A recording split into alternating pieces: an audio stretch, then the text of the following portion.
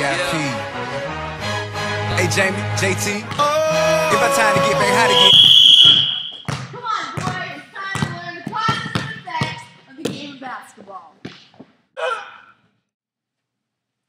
Hi, I'm Coach Appleby, and today I'm going to teach you about cause and effect. Have you ever wondered why something happened? Well, by understanding cause and effect, you can come to that conclusion. First, let's take a look at the definitions of cause and effect. Cause means exploring the reason why actions, events, attitudes, and conditions exist. Effect means examining their consequences. The reason we need to understand cause and effect is because it can help explain certain events, happenings, or actions and attitudes of individuals or groups. Now, let's take a look at a few different ways you can set up your cause and effect essay. Types of cause and effect patterns. Your first cause and effect pattern is called single cause, multiple effect. The first point you'll have is your introduction, which identifies the cause. The second is the body, which can include effect number 1, effect number 2, and effect number 3. Your third point is your conclusion. An example of this can go like this. Your introduction could be a bad free throw percentage. Your effect number 1 could be throwing away an easy opportunity to score. Effect 2 allows the other team to foul you because they know you can't make your free throws. Jerry, talk to Edlin. He's not making any of his free throws. Ah! And effect number 3, losing the game. Sometimes free throws can come down to a win or a loss. And then you would have your conclusion. Another pattern is called the multiple cause, single effect. This one, in your introduction, identifies the effect. In the body, you have your cause number 1, cause number 2, cause number 3.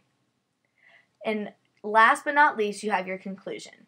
An example of this may be, your introduction would be, starting on varsity would be your effect. Your cause number 1 would be fantastic skills. Cause number 2, hard work and hustle. And cause number 3, great leadership, which is something all you boys can take a lesson from. Your third cause and effect pattern is called causal chain. First, you have your introduction. Second is your body. Within your body, you have a cause, then an effect, another cause, and then an effect. And then your conclusion. An example of this could be, your first cause would be oversleeping.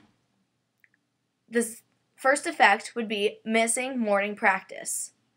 The second cause would be lack of responsibility and hurting your team. Fourth would be extra running in practice. So it might look like this. Someone's running in late. Get on the line! Faster! That's good enough. The fourth pattern we're going to discuss is called multiple cause and multiple effect. Once again, your first is your introduction. Second is the body. Within the body, you have your causes. Cause number 1, cause number 2, and cause number 3. Once again, inside your body, you have the effects. Effect number 1, effect number 2, and effect number 3. Lastly is your conclusion. An example of this might go like this. Your introduction would introduce defeat. Within your body, you would have the causes of a loss. Cause number 1, lack of all-out effort. Cause number 2, defense was way too soft. And cause number 3, rush of shots. The effects of the loss. Effect number 1 would be drop down in the ratings. Effect number 2, loss of confidence. And effect number 3, gained more determination to win the next one. And finally, your conclusion. Here are some things not to do in a causal analysis. Number 1, don't ignore multiple causes. It is very rare that an effect comes from one single cause. 2, don't mistake the order for causation. Just because one event followed another, that doesn't mean that the first necessarily caused the second. And number 3. The most common mistake is confusing cause and effects. Make sure you check with a teacher or peer to see if your causes and effects are correct. Now we are going to look at a paragraph written by Kenneth Richo, and I want you to think about the causes and effects listed in the writing. This literary work is on the top of page 174. Please pause the video and take a few minutes to examine the writing.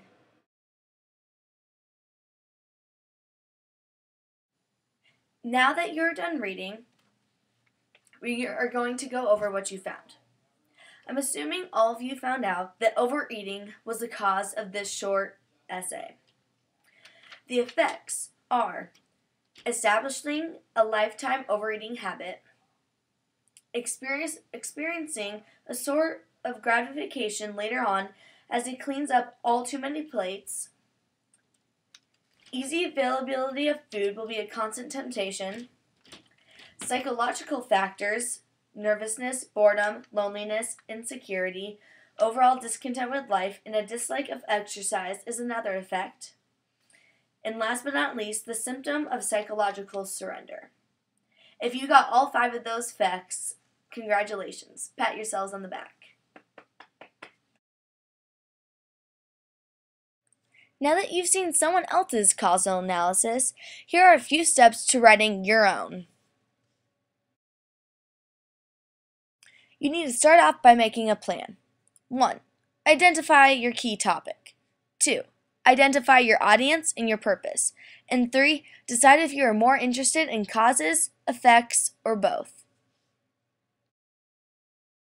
Next, you need to brainstorm and take notes on causes and effects. First, read and conduct your research. 2. Observe. And 3. Talk with others for ideas. After that, test your causes and effects. Are you missing causes or effects? Are you ignoring multiple causes? Are you mistaking correlation for causation? Are you confusing causes and effects? Do you have good evidence to support your causes and your effects?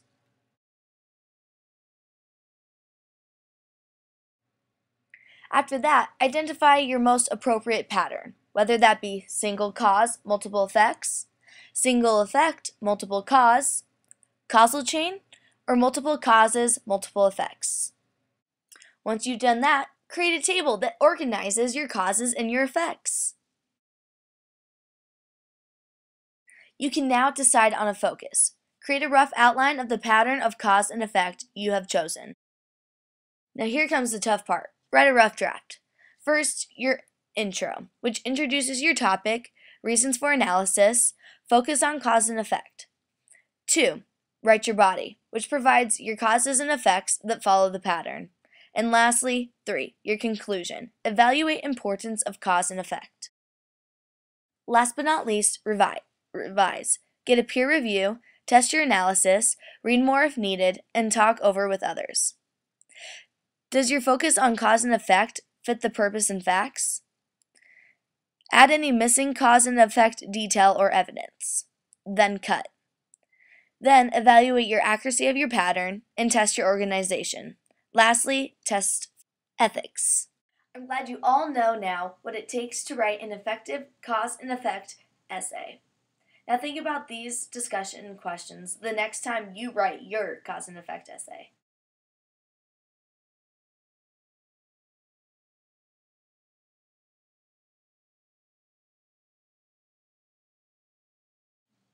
Well, that's it for this week's practice. Bring it in, boys! Incredible! Oh my God! Ladies and gentlemen,